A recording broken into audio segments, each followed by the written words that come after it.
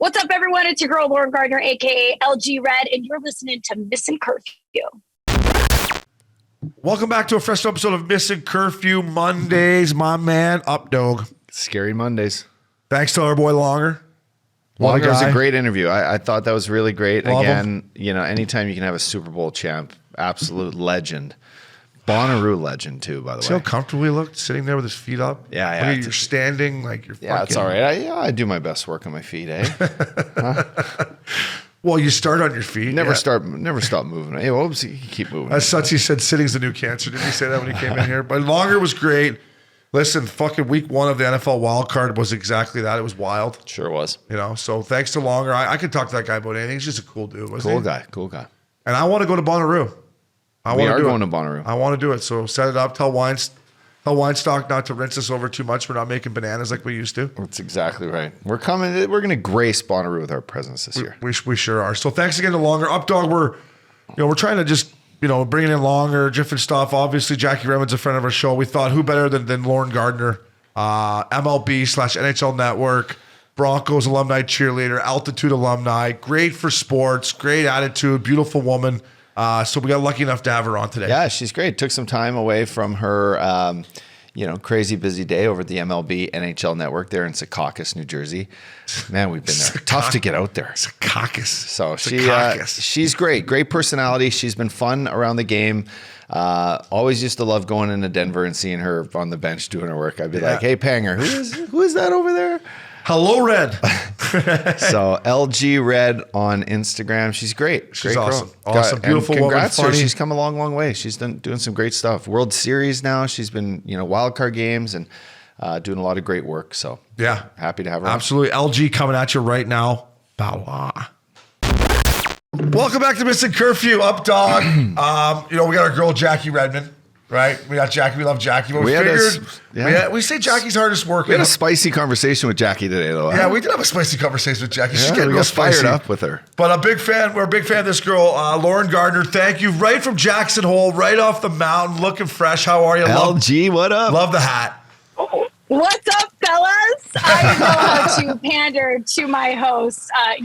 Tough gig, off season, I guess, technically for me, even though there is no off season with this job, but I was able to escape for a week and go ride, which was great. And by the way, Jackie is my girl. That is my soul sister. I love her, and I can't say enough good things about her. She is the hardest working woman in sports right now. She's been doing great things. We love her too. You know what? She's obviously a beautiful woman, but her work ethic, the way she'll jump on a plane, she'll do NHL, she'll jump on a plane. Last week, fly cross country to LA, do TNT, jump on the plane the next day, fly back to do NHL.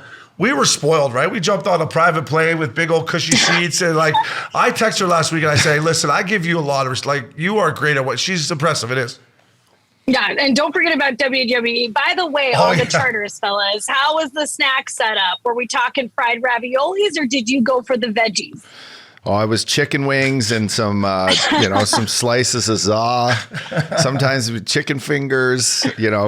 We really classed it up on those birds, huh? Yeah, I know is the red wine was LG, I just wanted to make sure my what do they call dually glasses with the red wine. That was a great thing about Vancouver. It was always filled right to the brim. I was like, give me whatever the kind of finger food we got there. But I was more worried about the red wine.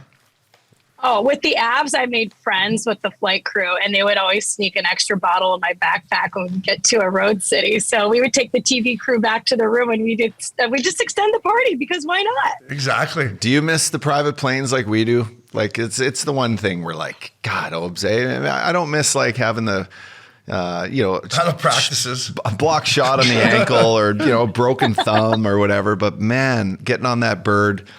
Knowing you're landing in Dallas and, you got something fired up, you're Nick and Sam's or something, you're ready to rock and roll. Like, God, we miss that. You must miss that. It ruins you. I'll never forget the first time I stepped onto that charter, and it was Air Canada, and my name was on the back of the headrest, and I was like, guys, I was that guy with my phone out, and I was like, I did not care. Love you, Jean Martineau. I did not care what he thought of me, recording this whole thing, so I could send it to my family. I was like, guys, this is amazing. And I was in the exit row, so I was right in front of all the snacks. You know what sort of temptation that was? Oh, I wasn't playing full 60 minutes like you boys. I know you guys were recording like 20 minutes of ice time, obviously. Yeah. But that's what we're going with. So yeah, I couldn't afford the extra calories. The Never Hungry League, the NHL, the Never Hungry League. I was always LG. I was always in the fat club, like watching my weight, and I get on the plane, like you said, and there's just food everywhere. I'm like, how am I supposed to say no? Like, get it out of here. Get the cookies out of my face. No. Yeah. Oh, yeah, the fresh baked cookies. I was like, oh, come on. Like, I loved our flight crew, but they always came to us with those. I'm like, just go away, please. I love you. So where do we got you right now? Are you at the NHL Network getting ready for your show? Now is that your dressing room? Or where did we catch you? Where did we catch you at? Where did we get you? I have no idea whose dress this is right here, but this was literally the quietest place I could find with the best lighting. We have ourselves an ironing board. We have some static guard, whatever you guys need. I got it set for you here in the dressing room. So yes, I'm technically on the baseball side. Like you guys have been here, you know there are two buildings. So beautiful offices. I snuck away. Yeah, gorgeous facilities. So I'm hosting on the fly later tonight. My call time's not till 9:30, but I came in early for you guys. Sweet. I wanted to ask, at the studio there, is there anyone pulling like the pranks? Like, is anyone cutting like ties before a guy goes on air? Is there anything going on where like, they switch a shirt up or whatever and it's like 3 sizes too small? Is there any pranksters in the NHL offices or what's going on up there?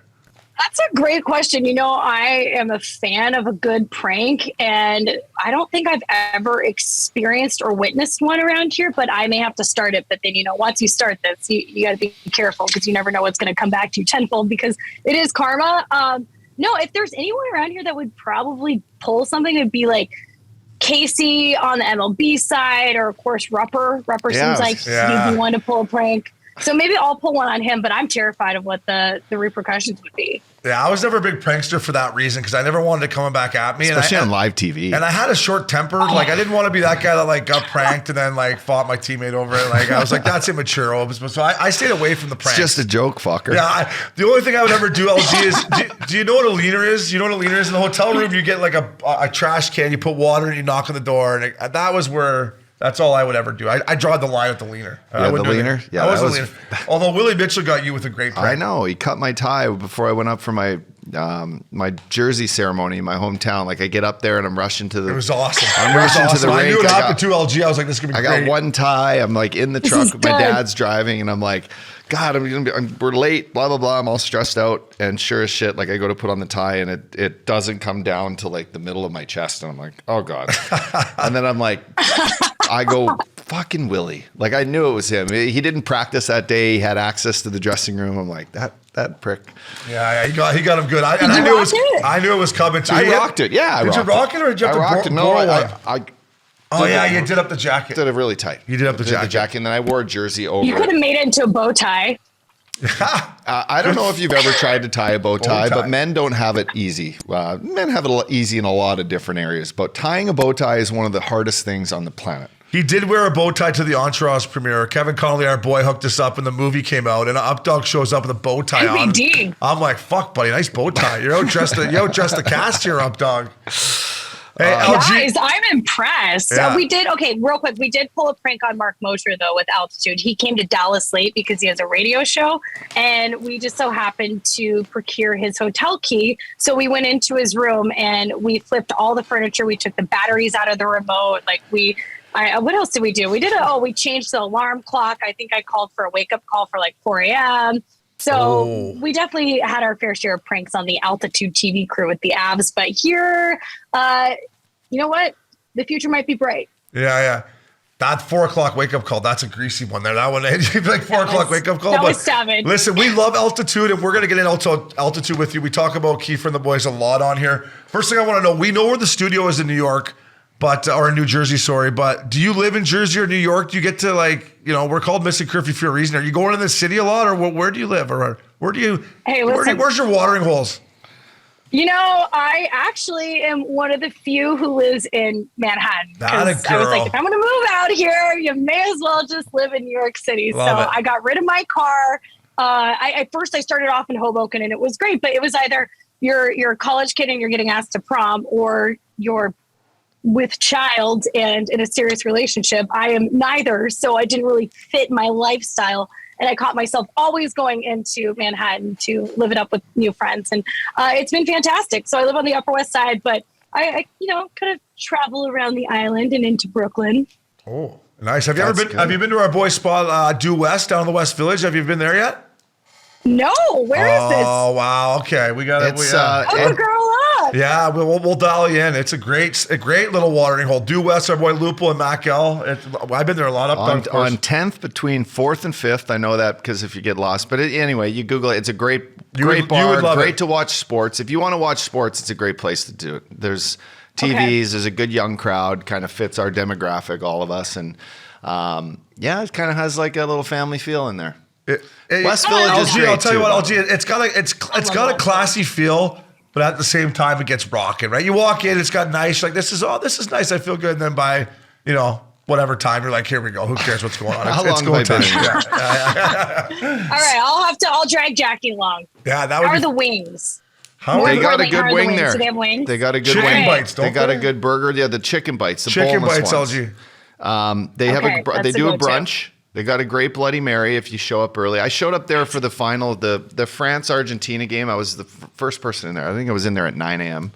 It's the first time you've been. You said earlier today, the first time at Wild Goose. I'm like starting to worry about you, up dog. I know you got kids, but you can't go to the bar at 9 I'm o'clock. up early now, Lauren. I like to start early. So Just getting drunk at 9 a.m. The day drinking is like the best hack there is because then you're fresh the next day. Especially, up dog. You have kids now. You gotta keep it together. You gotta clean it up a little bit. it's just get drunk earlier and show up home to help out. That's kind of the plan. Exactly.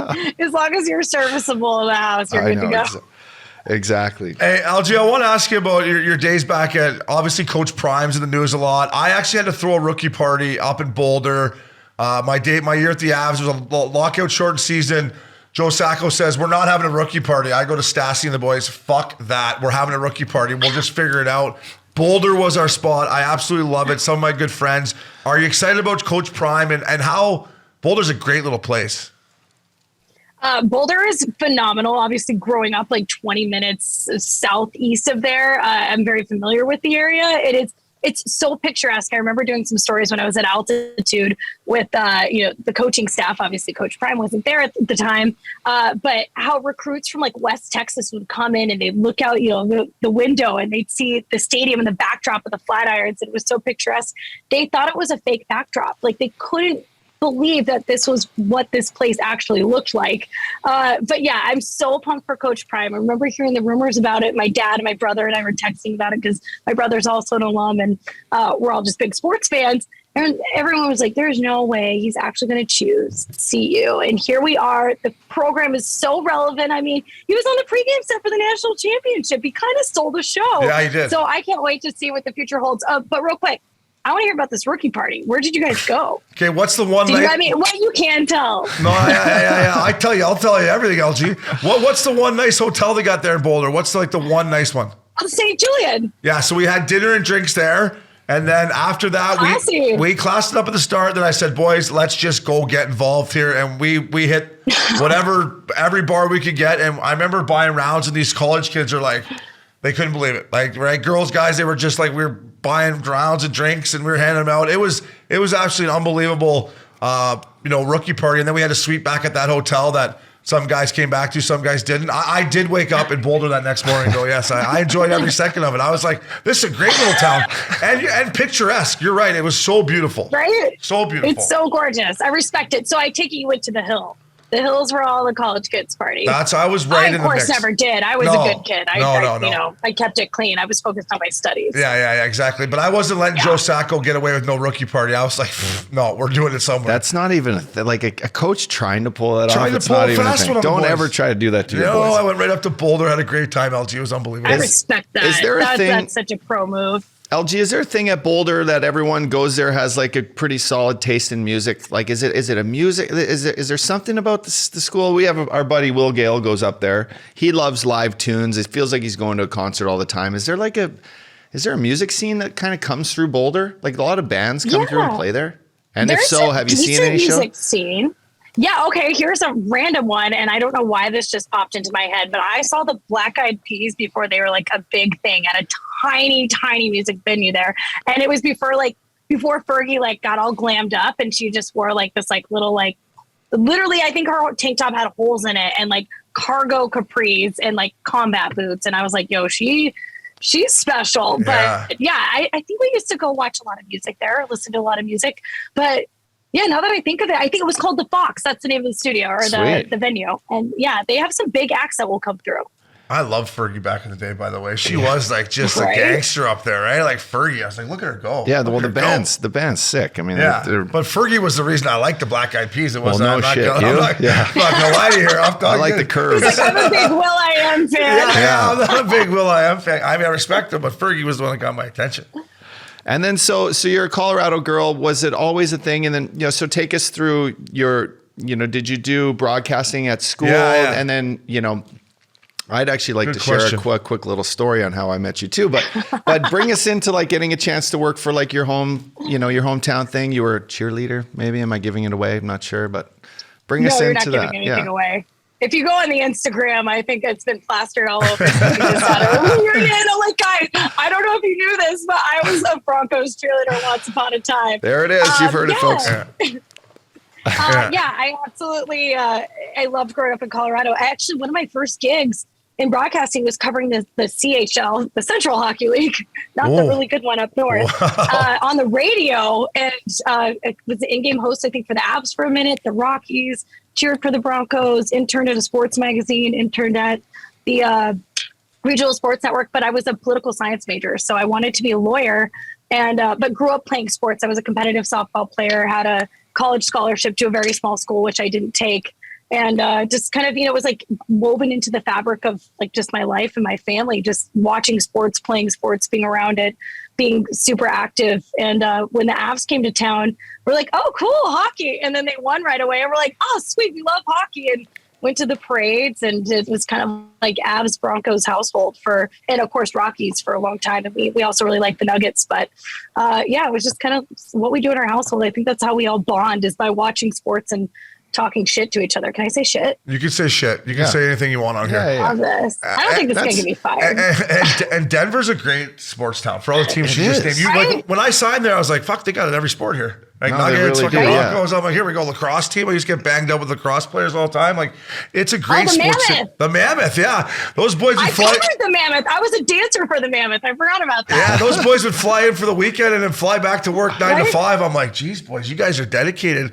Did you see the clip of the guy the other day? There was a guy that won in Vancouver the other night, and he was like, I'm going to the Roxy. I was like, why can't NHL players be like these lacrosse players anymore? Like, these lacrosse players still have that, like, let's win and get drunk kind of thing. But I guess my question is, for me, the hardest thing when I got into this was like, you think it's going to be somewhat easy. Like, for you, was it just doing reps and not saying no to anything and just eventually getting better and better?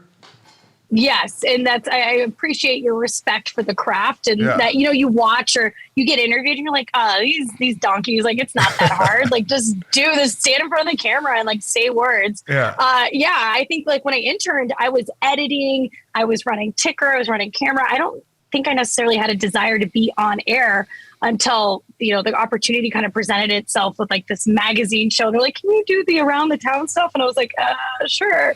And it really was the reps. And then I decided I really liked it. But for some of the internships, I mean, I think I called one executive producer 5 times, and he was finally like, we don't even have a program, but you can come in and just learn what you want because you're so annoying and persistent. I guess persistent is a nice way of saying annoying. But yeah, I mean, I covered everything from ultimate frisbee to lingerie football and MTV2 to men's league lacrosse that wasn't even varsity, the NLL, Central Hockey League, Minor Hockey League on the radio for less than gas money. Like, you guys get it, but it really was getting the reps. And I'll never forget my first ever live television was covering a CHL game on altitude. They had like a handful that were televised, and I came on air. All I had to do was host the intermissions, guys. It was so easy. They didn't even allow me to do the interviews. I tossed to the interview and I called it a halftime report. The red light. I was like, we'll be back with more of like, I think it was like a car dealership sponsor. I'm like, halftime report. And I was like, oh shit, that's not it. But,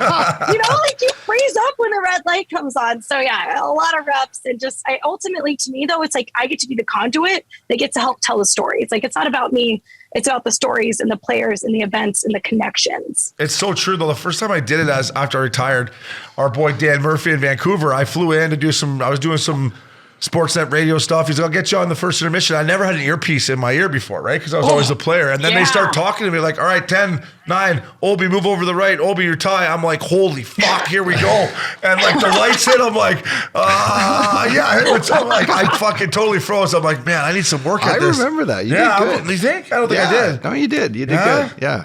I don't know. I was great. I don't know, LG. It made me realize if I wanted to do this, and Uppy's learned this. Full time. It's you got to just get out there and continue to work, and you get better. And people think, oh, I could do it. You're like, come on in here, come on in there. And my question would be, do you still enjoy sports as much, knowing that you have to prepare so much on the back end to go in and watch the game, or can you even watch the game? You know, you do a great job on your, the NHL Tonight stuff and recovering and doing those highlights and stuff. But at the live games, it's like you can't even sit back and enjoy it because you're like, shit, I got to grab a guy. Which guy am I going to grab? And then you're talking to it's really hard. And especially if you're a sports fan, yes, it's a great chance to have a great life and work hard and work around sports, but it's tough to really watch them and enjoy them as the fan, I think. Yeah, I appreciate that you guys can now relate to that. And it's so fun, like, especially, when you're covering just a single team, you have a dog in the fight. And of course, it was a team I grew up cheering for. So it was kind of like the dream job when I was covering the Avs. And you get lost in the moment. But I think that was the beauty of the altitude broadcast is that they can do that. And they kind of give them the free reign to be complete homers. So I've caught myself getting lost in it, getting to go to Game 6 last year and going on the ice after they clinched the cup. Like, that was something where I truly was enjoying the game. And truth be told, I was not thinking about any of the questions I was going to ask on the ice. I just kind of went for it and was winging it.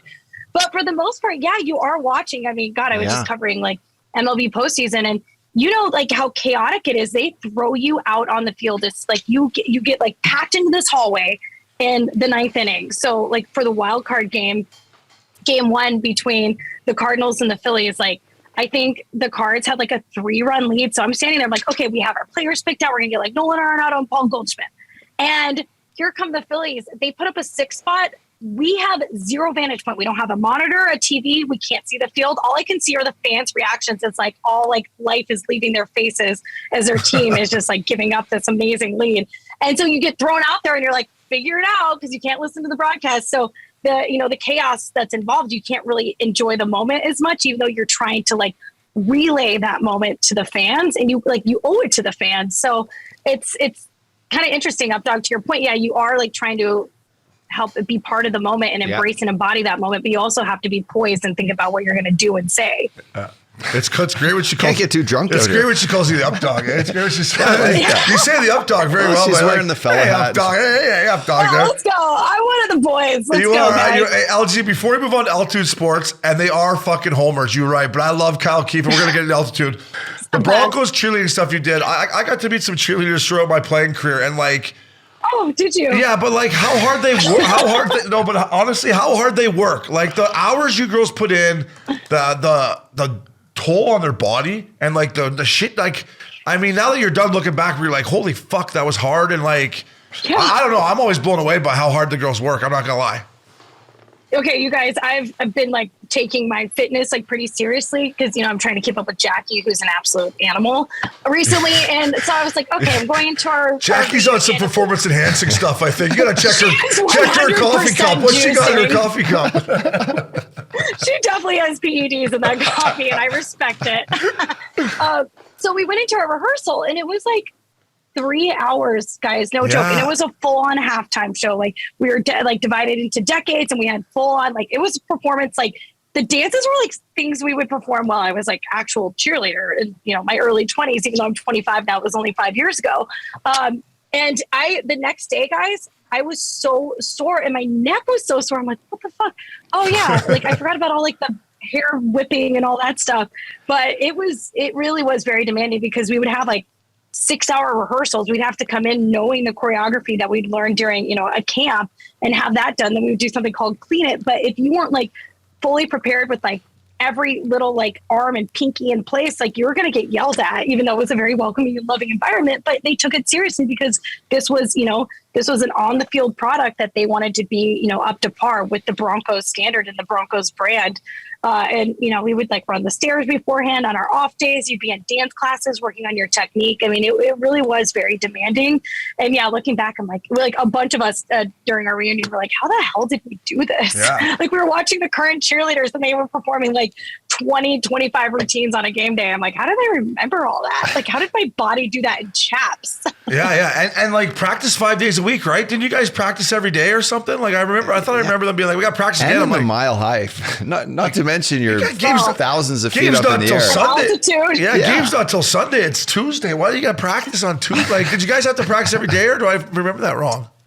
Okay, so it felt like every day, I'm Okay. sure, because like auditions were in April, right? Like preseason doesn't even start until August. And Okay. we're like hosting auditions because we're learning all the routines. You have your calendar shoot. We have stuff with, in the community, junior cheer stuff. So I think we practice like 2 or 3 days a week, but then there's always something going on. Yeah. It was very much so like it wasn't quite a full-time job because everyone was required to have something going on outside of it.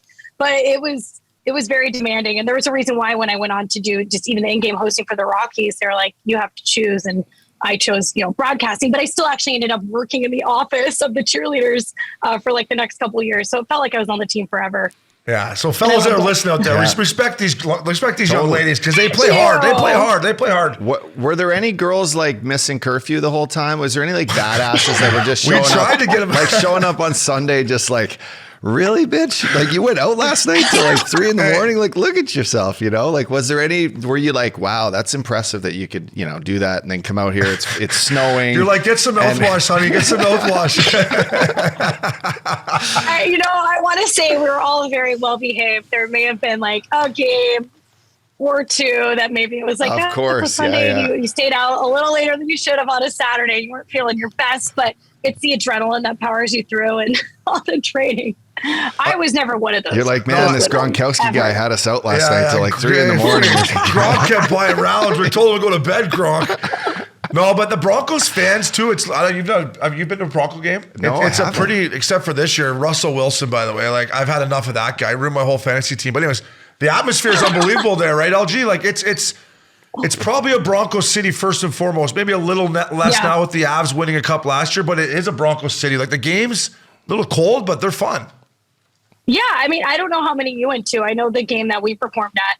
I got a text from Jared Bednar, and he's like, you still got it. And I was like, oh, you must be enjoying the game from the comfort of a suite somewhere while we're out freezing our asses off on the field. Exactly. But yeah, the fans are incredible, and you're so right. Like, it's Broncos country. It is a Broncos town. And then, but they're tremendous sports fans. So if like the Avs are good, the Nuggets are good, Rockies are good, they're going to step up and they're going to support their teams. Like people just love their sports. I mean, even over Christmas break, I went to an Avs game and people were like stopping me left and right because they love their Avs. They pay attention. It's so cool. Yeah, and speaking of Jared Bednar, I often on this podcast say how good of a dresser he is, the best dressed coach in the NHL. From a lady's perspective, Right? is this suits not National League or what? He's always looking good, that guy.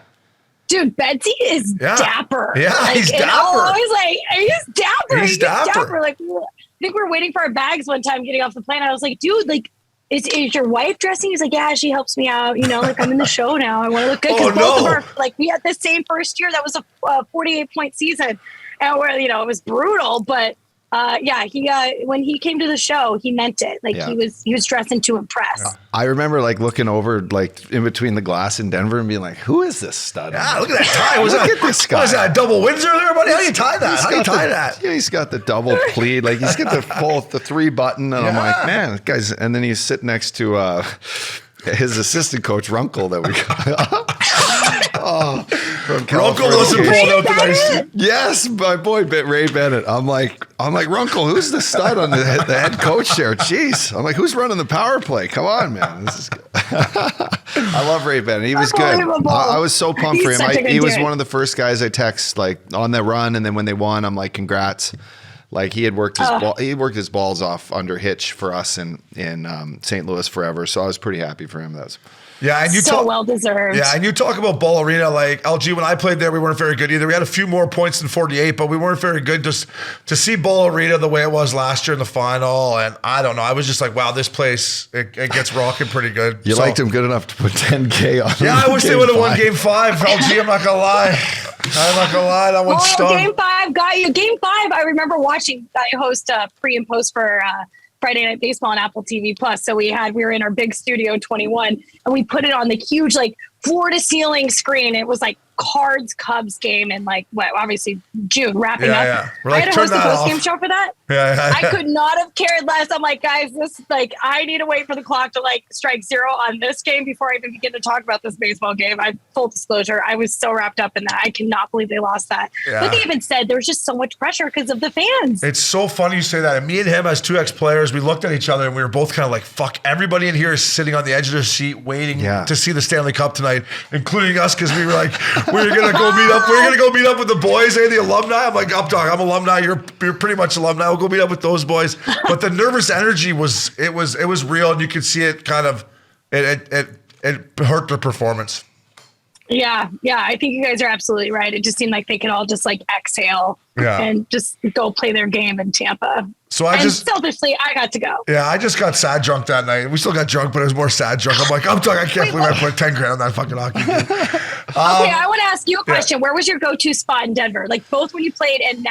Oh, wow. I'm old school. What was I'm drawing a blank. This is brutal. Right on Market. My second year, I lived at the Four Seasons residence, right on Market Street, the old greasy bar. What was it called? I can't believe I'm blanking on it. The greasy bar on Spill? Spill. So I would always start. Oh, that was right next to the ping pong bar, right? I would start at Spill, and then I would go across the street to. Did we lose her? Then I go across the street to the bar that had the ping pong table. And what was the bar across the street that was classier than Spill? Oh, God, I know what you're talking about. We used to go there all the time. I wish I could text Factor right now. Yeah, the ping pong bar. You walked in, there was a ping pong table, and the bar was in the back. Yeah. Okay, well, we know what we're talking about. So across the street from Spill. LG, my roommate worked there. You stay on that side of the street across from Spill, and then there was a club that was right on the corner. Was it called Chloe? I don't think it was called Chloe, but it was called something like that. There was a Chloe there. Yeah. It starts with an L. Yeah, that was my go-to spot right there. Those three little things with Spill. I spent too much time at Spill. I'll be honest, too much time at Spill. I think we all spend too much time at Spill. I spent too much time at Spill. Now we just do Dirk's Bentleys and call it a night. Yeah, it's crazy how much the city, over by Coors Field when I was there, I was telling Uppy last year, that wasn't there. There was none of those bars. It was just Coors Field and maybe a couple bars. Yeah, right? There's that whole Rhino area. I'm sure everyone watching that lives anywhere other than Colorado is not interested in this part of the conversation. Well, but there's Rhino and all those great places. It's awesome. It's a fun city to party in. But let's talk altitude sports real quick. I love Kyle Keefe. We love what altitude does for hockey. We think they're unbelievable. Kiefer's the best, man. I love that guy. He was so good to me my 2 years, but he's just great for the game. But let's call a spade a spade. Kyle Keefe's a homer. He's a homer, but I think he embraces it. Yeah, you think? I love that dude. I remember when I was dancing for the Colorado Mammoth, which was the indoor lacrosse team, the NLL team that you were referencing earlier. And he was in charge of in-game presentation for all the teams.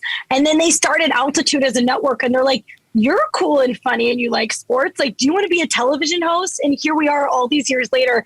And he's one of the best studio hosts in the NHL. And yes, he loves his team. He doesn't hide it. Yeah, he doesn't hide it. At all. But, between him and, I know Mark Rycroft has, since moved on into the booth, but the chemistry those two had together. And I learned so much from Riker just being, on set in studio with him when Kyle and I would swap out and he would go on the road and I would stay and host pre and post. But yeah, I learned so much from Kyle, just the way he approaches the craft and that he's just so true to himself. It's almost as if you're just kind of watching a conversation between two friends. Yeah. It's not necessarily that buttoned up, overly formal presentation. But that dude loves his team and he is not hiding it. No, and it's ridiculous at times, but I love it so much. He'll turn on and be like, oh, I can't believe there wasn't a penalty called that period. You see those two things? And I'm like, Kiefer's not hiding that. But he gains. He's not on a national network. So he's allowed to he should be though. He should. Yeah. I told him this when we saw him in the finals. Kyle Keefe should be working for a national network if he wanted to. Maybe he doesn't want to leave altitude, but he's that good that he should be. Agreed. But he gains the trust of the players. When you play there, he's not going to sizzle you. He's funny. He's going to make you look good. And most importantly, you want to see Kyle Keefe. When he walks in the morning, you're like, Kiefer, get over here, buddy. And he's got some crazy thing to say. But he's just good for the game. And we love what Altitude does in general. And we had a good night with Kiefer there when we were at the Stanley Cup. Good day and night. Yeah, I played golf with him, took him out. So we love Kiefer. He loves you too. So we wanted to bring him Oh, up. I love him. I heard you guys had a nice dinner with Jackie. Did you guys have some red teeth the next day? We did. Yeah. We did have some. Who doesn't have red teeth after dinner with Jackie? Updog was ordering fucking appetizers and sides, and I'm like, Updog, It was a National League We're dinner. not in the NHL anymore. We got a podcast. We don't need 2 baked potatoes and the lobster mash. Like, we don't need it. It was a thank you dinner for Jackie and all that she'd done the whole year, leading up to the finals. And I know. She's a big fan. I want to ask you about the Avs this year. I don't know how much you follow them. I think they're going to turn around. We bet here with DraftKings. When Landeskog comes back, I think the Avs are going to go on a run after the All-Star game. Are you feeling that too, LG? Do you think the Avs can fight their way back in?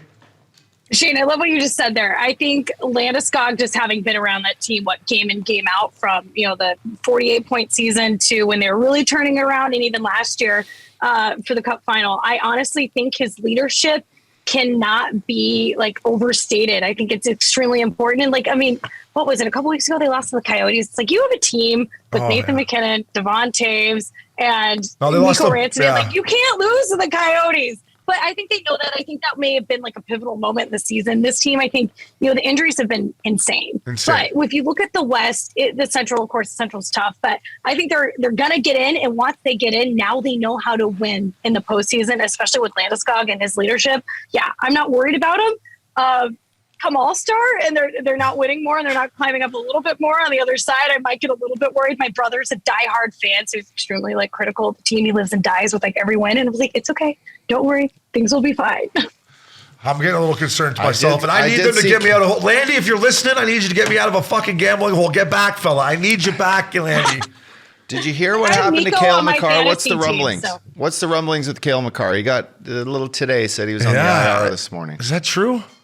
Yeah. Oh, no. Right. Yeah, I did see that. All I know is the reports that are out there. But I'll do a little digging. I have some sources. You're our insider. I have some sources. I got you guys. Okay. I got you guys. Last sports question for me. I'm going to flip back to your other job at MLB Network. I have one team that I'm a diehard team. It's the Toronto Blue Jays. It's the only team I continue to cheer for. I put the jersey on. I got my heart broken by Seattle. I didn't know that Castro guy was the best pitcher in the history of baseball. LG, can my Blue Jays, can they get back to the playoffs? Do you like the Jays? I'm a diehard Jays fan. What do you think of the Jays? Okay, I love the Jays. I love that there's an entire country behind this team. I love the young lineup. I love the swag from, you have Vlad Jr., who, to me, going into last season, he said, last year was the trailer. Now you're going to see the movie. When someone has that kind of confidence and they play that way, that is what you want to see. I think the pitching is there. They have the depth. The AL East, though, it's not going to be easy, especially since the Yankees got their boy Judge back. And Boston's, they're kind of stacking back up. You can never write off Tampa. And the way they seem to, it's their Moneyball approach, and it always works. And also, oh my God, I can't believe Baltimore. Baltimore's relevant again, you guys. Adley Rutschman is the real deal. However, all that said, I think there's something special about this Toronto team. You guys just went head to head with another really special team. And in Seattle. There's something, I don't know if it's opposite coasts up north, whatever you guys got going on, but I believe in you guys. I believe in that young lineup. And ultimately, I think it's swag. Yeah, okay. That's what it boils down. Pitching and swag. Speaking of swag, the home run jacket. Do you like the home run jacket? I'm old school. I don't like the fucking home run jacket. Let's just hit a home run, give some high fives, and have a seat. We don't need to put a jacket on. Am I old? Me and Lupo, we both agree. We got the home run jacket's got to go. We've been talking to Chappie. LG, am I old, or what's with the home run jacket? You like it? Okay, I love you, and I may have shared that same sentiment a while ago, but having covered college football and everyone has a turnover chain and all that stuff, every team has some sort of home run celebration, whether it's the Angels have a cowboy hat with stickers on it. I think Milwaukee, they ring a bell and they put on some sort of, what's the Marvel? God, I'm going to lose all my cool points. What's the Marvel thing that they wear? Thor? So at least the home run jacket has there's more of a story to it, and they have patches from all the countries that are represented in the team. I get it. What if you guys put on a fucking helmet every time you scored a goal? I totally understand. Come on, come on, boys. Act like you've been there before. We laid out a big hit, but it's the culture within baseball now, and everyone has something. The Padres had this giant swag chain that would spin, and I think as long as it works, and maybe it's added incentive, and ultimately baseball's trying to get younger, and relate to a younger demo. So this is something that adds more fun and personality to the game. Look at that. She's got the I inside like the scoop. swag chain. I don't know. Maybe I know the Padres got that, but a swag chain. How many times judges had to put that stupid thing on? Yeah, that would look like a normal chain. That would look like a normal chain Like on him. 70 times. Give me never that. takes it off. Give me that thing. Speaking of swag chains, we went up to the Battle of Alberta last year. Uppy made me go because he's from Alberta. And remember all the Oilers swag chains they had there? They were pretty cool. With McDavid goal. With McDavid, point chains? yeah, that was just cool. I mean, they were wearing them everywhere. I do remember that. Yeah. How sick is that guy? Oh, I mean, that guy the heart's is- his, right? he's a It's creature. ridiculous. We talked to him this week. Like, I just saw him live in Vegas. I don't know what to man. say. Like, he is so ridiculously good. It's not fair. I mean, I don't know. I don't know what to say about him. And I watched it firsthand at the Ducks game last week too, and Yeah. he was just flying around. And We should have put $1 million on that game. I We could have should have put $1 million. I could have played third line. I told Obi I could have played third line for the Ducks squad against the Oilers and done a better job of just covering the back door. LG, I text him, but I go, yeah, you could have played tonight, but could you play tomorrow night at Staples if you had to? No, I don't think. Could you play back to back? Could you That's a play no. back? Could you play Not back to after a back? night out in Hollywood with you. No. LG, are you going to the All Star game in Florida? So you got the fella hat on. We're doing fella tour. Are you going to be there by chance? Jackie's going. We're gonna probably she's get her tuned up a little bit. Are you going to be there? Or? Guys, so if I'm off, I might try and sneak down there. I just had my one hockey trip of this season to Plymouth, Michigan for the BioSteel All-American game, which, nice. don't be jealous, Plymouth this time of year is really nice. The game, actually, that aside, was really, really cool. So I don't think I've been assigned to that because of the depth chart at NHL Network. And since I'm also on MLB, I get to go to all the baseball events. So they're trying to keep it fair and equitable. So the short answer is no. The long answer is there's always an angle. Yeah. I mean, spring training starts in a couple weeks, right? Yeah. Just get down to South Florida. I would say there's a couple. Right? There's a couple of guys in that depth chart we could bump off there too at NHL Network. I don't know. We could bump a couple guys off, take the weekend off. But I understand what you're saying. Everyone's got to go on a fair trip. But LG, we appreciate you taking the time. You're great for the game. Keep killing it. I hope you're right about the Blue Jays home run jacket because I'm a diehard fan. And if you are in South Florida, hit us up. Come over with Jackie. But thanks for everything. We appreciate you taking the time. Oh, I appreciate both of you fellas. Keep up the great work. This is also so good for the sport. Thank you so much. Welcome back to Missin Curfew. Great interview. Thanks again to LG, Lauren Gardner coming on. Had the fella hat on. Nice touch. That's a classy touch up. It's a classy touch. I wonder where she found that. She said she found it in a box. Hopefully with all. Do we got hopefully merchandise? not with all the other ones that we sent there. Hopefully a few people grabbed those. If you're not wearing those at NHL Network, please send them back. We will try to sell them or give them out or do something. So it's good. Do you think we get her down to the All-Star game with Jackie? I would love for her to come down. I mean, I thought she would be there. Just like, why wouldn't you want to send? She's got to be up the totem pole there, right? Yeah, We got a few guys we're going to kick off. There's a couple guys that come to mind. They're not getting the invite to the fella house. I No, don't think or so. not. No, I'm just joking. We love everyone at NHL Network, but I would love to see her there. Jackie's going to be there. Yeah, she's great. She's worked hard, Uppy, and that's the thing I respect about her most. I mean, you've got into this business after, both of us playing in the NHL for a long time and lived our dream out. But this is a lot of work too. It's fun to sit in here and shoot the shit with you and laugh with you, but at the same time, it's reps, it's work. And she's worked her way up. So I was happy to have her on. And she's good shit. She can hang with the boys. She's going to hang with the boys. She's one of the fellas. She's going to Due West now. You're welcome, Loops. I better get a free fucking, she's going to be at Due West. A free old fashioned when I get there. Oh, they got good old fashions. Cold one. Big rock. They got good old fashions there. So thanks again to her. Up Dog Mondays are fun here at Missin Curfew. And that was fun, buddy, breaking it down. My man.